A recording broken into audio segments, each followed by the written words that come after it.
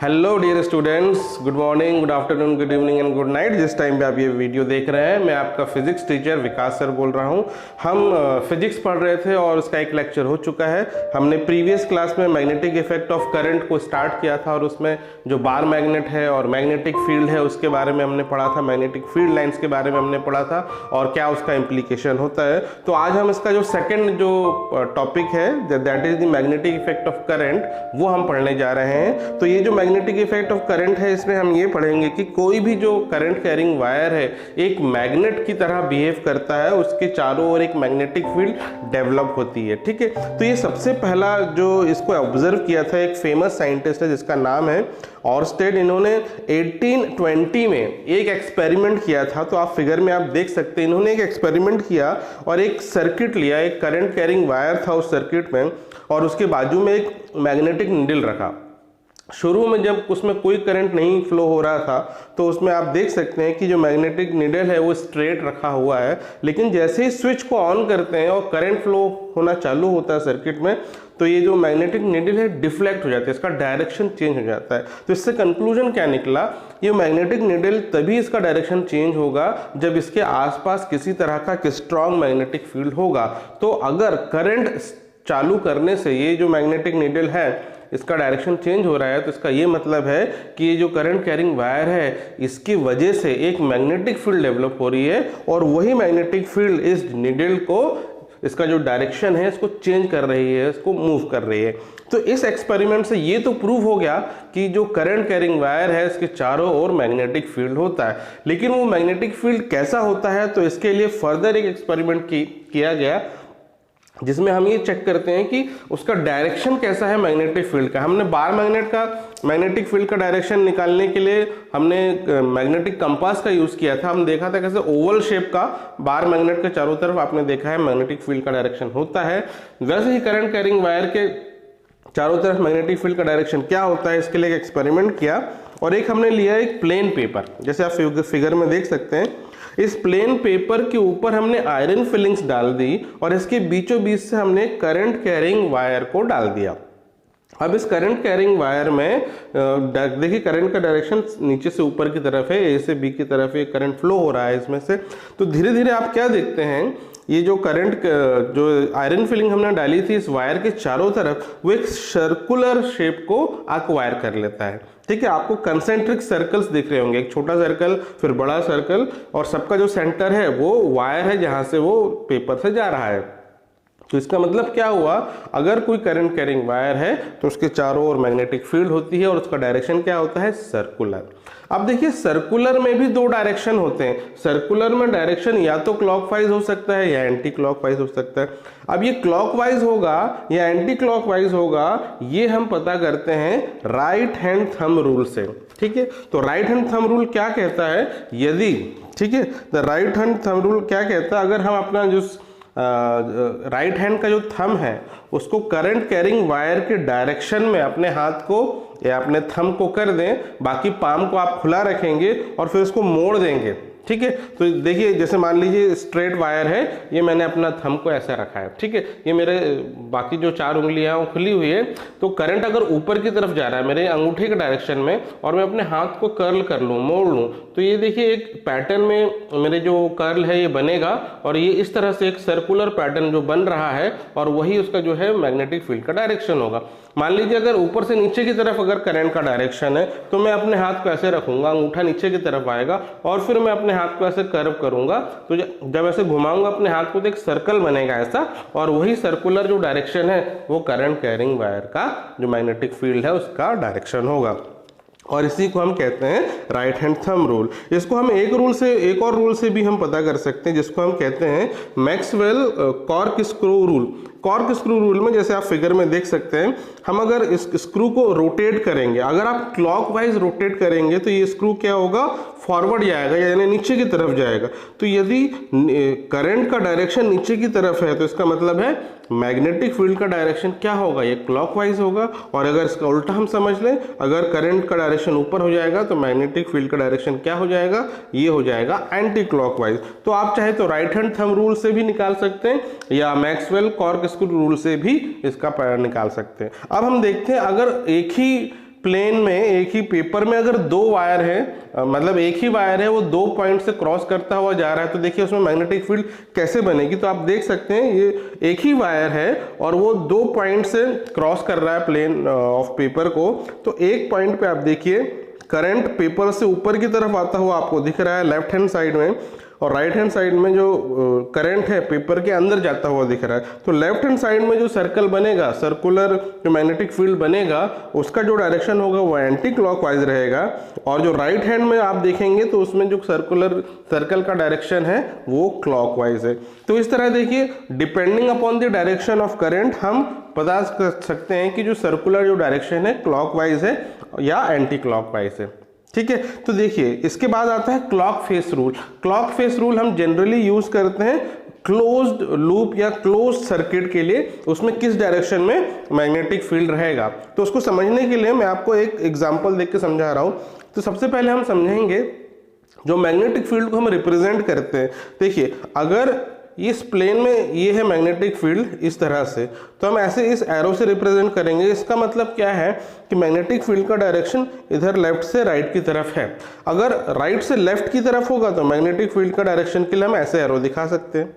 ठीक है, और अगर डाउनवर्ड है तो आप ऐसे एरो दिखा सकते हैं, और अगर अपवर्ड है तो ऐसे एरो दिखा सकते हैं। तो इस तरह से अगर इसी प्लेन में left right up and down या किसी और डायरेक्शन में भी जो मैग्नेटिक फील्ड होगा तो आप एरो से दिखा सकते हैं। लेकिन अगर एक मैग्नेटिक फील्ड का डायरेक्शन है परपेंडिकुलर टू दिस बोर्ड, ठीक है, इस व्हाइट बोर्ड के परपेंडिकुलर, मतलब मैग्नेटिक फील्ड लाइन ऐसे आ रही है ऐसे ऊपर, ठीक है, तो उसको आप कैसे रिप्रेजेंट करेंगे। या इसको अंदर जा रही है मैग्नेटिक फील्ड जो लाइन है इसके अंदर जा रही है, तो इसको हम रिप्रेजेंट अलग तरीके से करते हैं। तो आप इसका कन्वेंशन देख लीजिए, जनरली इसी तरीके से हम करते हैं। जो प्लेन में है वो तो एरो से रिप्रेजेंट कर देंगे, लेकिन मैग्नेटिक फील्ड अगर कोई इस बोर्ड के अंदर जा रही है तो उसको हम ऐसे क्रॉस से रिप्रेजेंट करते हैं। ठीक है, तो ये देखिए क्रॉस, जैसे आप देखते हैं ना बो एंड एरो, आप तीर देखते हैं, धनुष और बाण, रामायण या महाभारत अगर देखा होगा आपने, जब उसको चलाते हैं जो पीछे वाला जो पोर्शन है, जब तीर आपसे दूर जा रहा है ना पीछे, इस तरह से आपको क्रॉस दिखता है, इसलिए इसका मतलब ये जा रहा है मैग्नेटिक फील्ड इस बोर्ड के अंदर। और अगर इस बोर्ड से बाहर निकल रहा है, ऊपर की तरफ मैग्नेटिक फील्ड आ रहा है, तो उसको हम एक डॉट लगा के एक सर्कल बनाते हैं। तो इसका मतलब है ये ऊपर की तरफ मैग्नेटिक फील्ड ऑफ लाइन्स यहाँ से आ रही है। ठीक है, तो इस तरीके से हम आउटवर्ड और इनवर्ड वाली मैग्नेटिक फील्ड को रिप्रेजेंट कर सकते हैं। तो आया समझ में। अब इसी रिप्रेजेंटेशन से हम समझेंगे कि करंट कैरिंग वायर में किस तरह से मैग्नेटिक फील्ड जनरेट होती है। तो हम क्या करते हैं, एक रेक्टेंगुलर या स्क्वायर फॉर्म में एक हम वायर लेंगे। ठीक है, तो जैसे एक मैं वायर बना लेता हूँ, ये एक वायर है, एक रेक्टेंगुलर फॉर्म में है, इस तरीके से हमने एक वायर बना लिया। तो ये वायर है, अब मान लीजिए इसमें करंट फ्लो हो रहा है, इसको अब इस वायर के जो एंड्स हैं इसका नाम दे देते हैं, let's say it is A B, ये सी है और ये डी है। अब इसमें करंट फ्लो हो रहा है इस तरीके से, ठीक है, ए से बी, बी से सी, सी से डी और डी से ए, और इस तरह से ये एक क्लोज लूप में करंट फ्लो होते जा रहा है और चल रहा है। अब हम अगर चेक करना चाहें, हम एक एक आर्म की वजह से मैग्नेटिक फील्ड का डायरेक्शन क्या होगा ये चेक करेंगे। पहले देखिए ए से बी, यदि ए से बी हम करंट इसमें से फ्लो करवा रहे हैं, तो केवल अगर ये एक वायर को हम एक आर्म को देखें, इसकी वजह से मैग्नेटिक फील्ड का डायरेक्शन क्या होगा, तो हम क्या करेंगे, अपने थंब को पहले ए से बी के डायरेक्शन में रखना है। देखिए ये ए से बी ऊपर की तरफ है करंट, तो थंब को ऊपर रखेंगे और अपने हाथ को मोड़ेंगे ऐसा। जब आप अपने हाथ को मोड़ेंगे ऐसा, तो इधर आपका जो हाथ है अंदर की तरफ जाएगा और इधर से बाहर निकलेगा आपका हाथ। ठीक है, यहाँ अंदर गया हाथ और यहाँ से फिर बाहर निकलेगा। तो इसका मतलब क्या है, मैग्नेटिक फील्ड इस वायर के वजह से यहाँ पे इनवर्ड डायरेक्शन में होगी और यहाँ पे आउटवर्ड डायरेक्शन में रहेगी। तो इस वायर की वजह से यहाँ पे मैग्नेटिक फील्ड कैसी रहेगी, इनवर्ड। इनवर्ड वाले को हम क्रॉस या एक्स से रिप्रेजेंट करते हैं, और यहाँ से बाहर निकलती हुई मैग्नेटिक फील्ड लाइन से दिखेगी, तो उसको हम इस सर्कल और डॉट से रिप्रेजेंट करेंगे। ठीक है, आया समझ में। अब देखिए बी से सी आप देखेंगे, जब बी से सी करंट फ्लो हो रहा है तो उसमें फिर आपको अपना अंगूठा इस तरीके से रखना है कि डायरेक्शन बी से सी की तरफ हो। तो देखिए मैं अपना इस तरीके से थंब को रखता हूँ, बी से सी की तरफ ये डायरेक्शन है और मेरा अंगूठे का डायरेक्शन भी वही है। फिर अपने हाथ को ऐसे मोड़ेंगे, हम फोल्ड करेंगे, तो इधर अंदर जाएगा आपका हाथ, फिर यहाँ से ऐसे बाहर निकलेगा, ऐसे फोल्ड करेंगे ना पूरा, ऐसे ऐसे आ रहा है तो इधर अंदर जा रहा है और इधर आपको बाहर आता हुआ दिखेगा। तो इसका मतलब क्या हुआ, मैग्नेटिक फील्ड यहाँ पे इनवर्ड है तो इसको हम एक्स से रिप्रेजेंट करेंगे, और यहाँ पे आउटवर्ड है तो यहाँ पे हम सर्कल और डॉट से रिप्रेजेंट करेंगे।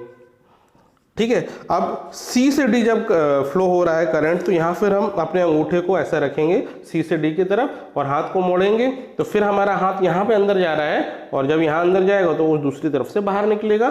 तो यहाँ भी इनवर्ड मैग्नेटिक फील्ड का डायरेक्शन होगा और यहाँ पे आउटवर्ड होगा।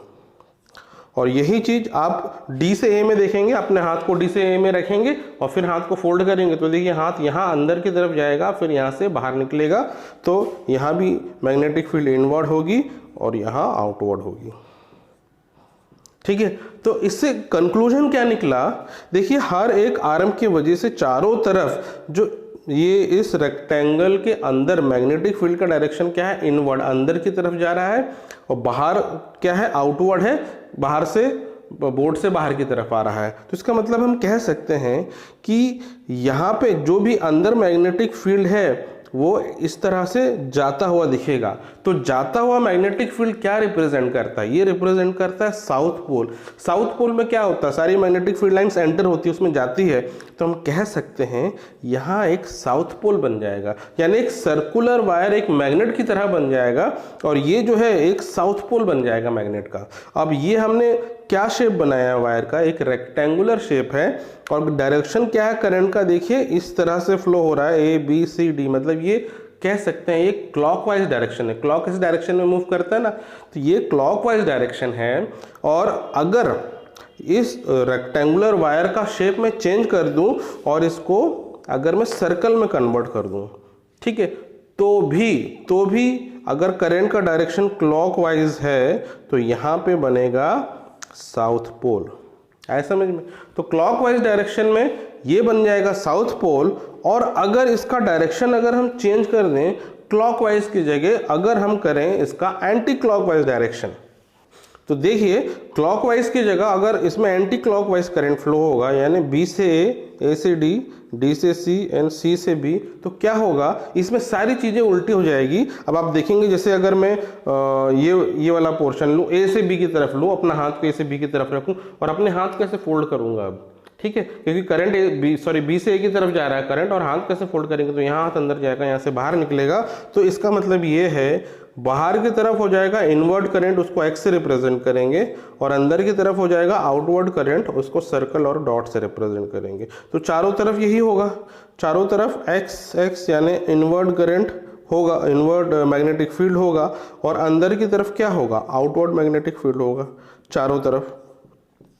तो इसका मतलब क्या हुआ, कंक्लूजन ये निकला, यदि इस डायरेक्शन में करंट फ्लो हो रहा है तो इसके अंदर मैग्नेटिक फील्ड जो लाइन होगी वो करंट मैग्नेटिक फील्ड बाहर आती हुई दिखेंगी, और बाहर आता हुआ मैग्नेटिक फील्ड क्या रिप्रेजेंट करता है, क्योंकि नॉर्थ पोल से मैग्नेटिक फील्ड बाहर आती है, इसीलिए ये बन जाएगा एक नॉर्थ पोल।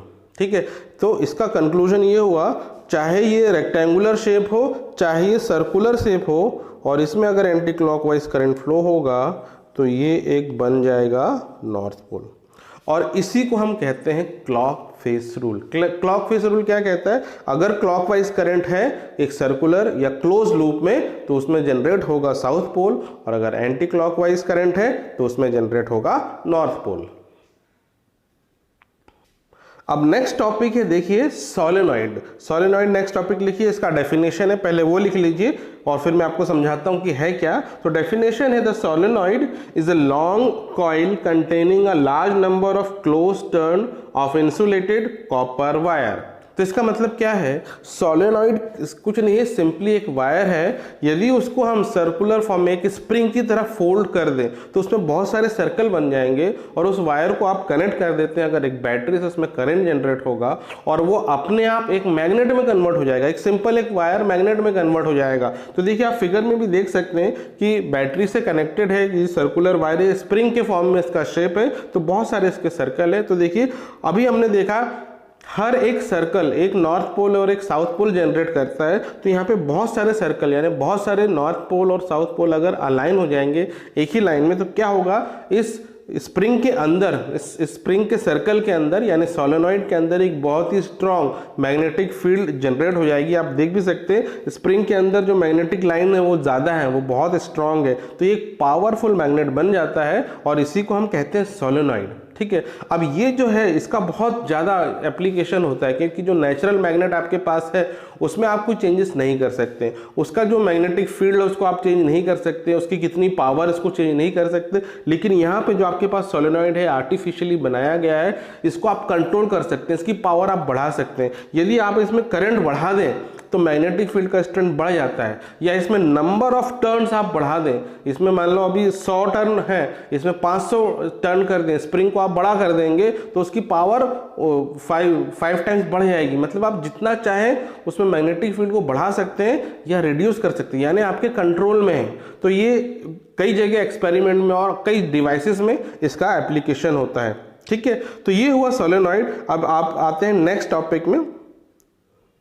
तो नेक्स्ट टॉपिक है, देखिए इलेक्ट्रोमैग्नेट। ये सोलेनॉइड का ही जो है इसमें एप्लीकेशन है जिसको हम कहते हैं इलेक्ट्रोमैग्नेट या आर्टिफिशियल मैग्नेट भी कहते हैं, या इसको हम टेम्परेरी मैग्नेट भी कहते हैं। अब ये इलेक्ट्रोमैग्नेट होता क्या है, जिस तरह हमने सोलेनॉइड में देखा, एक वायर को केवल स्प्रिंग के फॉर्म में आपने गोल गोल लपेट लिया तो वो बन गया सोलेनॉइड। यदि वो स्प्रिंग के बीच में जो गैप है वो एयर है होती है, यदि उस गैप की जगह हम कोई एक सॉफ्ट आयरन का रॉड रख दें और उसके चारों ओर ऐसी वायर को लपेट दें, तो आप फिगर में आप देख सकते हैं एक रॉड है, उसके चारों ओर अगर वायर हमने लपेट दी, ये रॉड सॉफ्ट आयरन का बना हुआ है, तो इसमें से करंट हम फ्लो करवाते हैं एक बैटरी कनेक्ट करके, तो क्या होता है कि इसकी जो मैग्नेटिक फील्ड स्ट्रेंथ है और ज़्यादा स्ट्रांग हो जाती है। क्योंकि क्या ये जो सॉफ्ट आयरन है सपोर्ट करता है, इसमें जो डोमेन्स होते हैं इसके अंदर जो इसका एटॉमिक स्ट्रक्चर होता है इस तरीके से होता है कि वो मैग्नेटिक फील्ड को और बढ़ा देता है। और इसकी प्रॉपर्टी ये है कि हम चाहें तो इसकी मैग्नेटिक फील्ड को बढ़ा दें करंट चालू करके, और करंट बंद करेंगे तो वापस ये डीमैग्नेटाइज हो जाता है। तो इसलिए हम टेम्परेरी मैग्नेट भी कहते हैं इलेक्ट्रोमैग्नेट को। क्यों? क्योंकि इसकी जो मैग्नेटिज्म है हमेशा के लिए नहीं रहती, जब तक इसमें करंट फ्लो होगा ये मैग्नेटाइज रहेगा, लेकिन जैसे ही करंट बंद करेंगे ये डीमैग्नेटाइज हो जाएगा। तो देखिए the factors affecting the strength of electromagnetic, क्या क्या फैक्टर पर डिपेंड करेगा, तो सबसे पहला है नंबर ऑफ टर्न। अब अगर नंबर ऑफ टर्न्स को आप बढ़ा देंगे तो मैग्नेटिक फील्ड का जो स्ट्रेंथ है वो और बढ़ जाएगा, और नंबर ऑफ टर्न्स कम कर देंगे तो मैग्नेटिक फील्ड का स्ट्रेंथ कम हो जाएगा। दूसरा फैक्टर है the current flowing in the coil, अगर करंट को आप बढ़ा देंगे तो भी मैग्नेटिक फील्ड बढ़ जाएगा, और उसको रिड्यूस कर देंगे तो भी इसका जो मैग्नेटिक फील्ड है वो कम हो जाएगा। And third factor is the length of the air gap between its pole. ठीक है, if we reduce the length of the air gap between the poles of electromagnet then the strength will be increase, यानी जो air gap का जो length है अगर उसको आप रिड्यूस कर देंगे तो भी उसका जो मैग्नेटिक फील्ड इंक्रीज हो जाएगा, और अगर उसके गैप को बढ़ा देंगे तो उसका जो मैग्नेटिक फील्ड स्ट्रेंथ है वो डिक्रीज होता है। ठीक है, तो ये हुआ effect of magnetic effect of current, magnetic effect of current हमने देखा, इसके क्या क्या एप्लीकेशन है। तो आज के लेक्चर के लिए हम यहीं तक पढ़ेंगे, तो यहाँ तक आप एक बार पढ़ लीजिए और देख लीजिए, अगर किसी टॉपिक में समझ में नहीं आया या डाउट है तो आप कमेंट करके मुझे मैसेज कर सकते हैं या कमेंट करके पूछ भी सकते हैं। So that's all for today's lecture, take care of yourself and have a nice day.